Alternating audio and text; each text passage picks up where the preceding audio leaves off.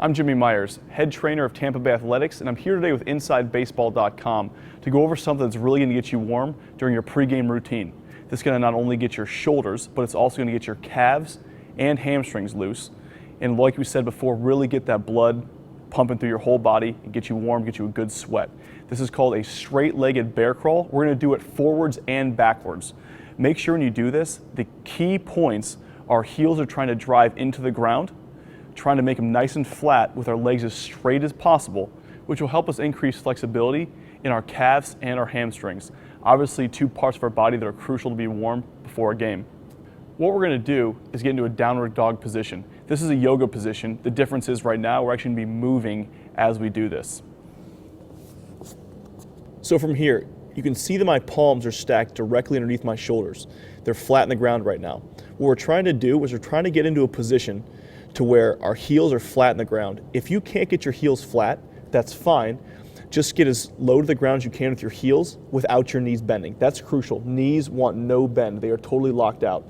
By them staying totally locked out, what you'll find is you get a really deep stretch in your hamstrings and your calves.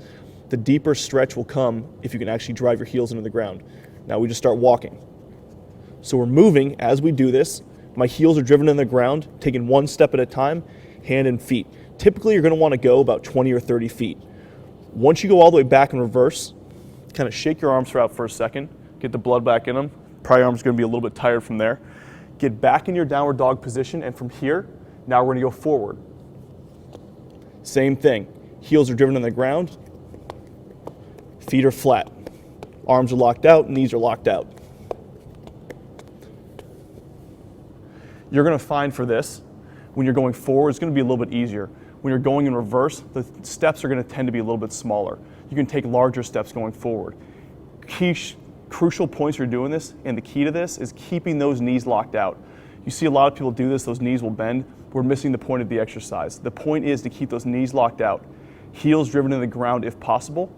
What we're trying to do with that is the more we can keep our heels driven in the ground, the more we keep those knees locked out, each step is going to provide more stretch in your hamstrings and calves. And that's the point we're trying to get across here. So really make sure, drive those heels in the ground. The longer you do this, the more you do this, the better you'll get at it. Those heels get closer and closer to the ground.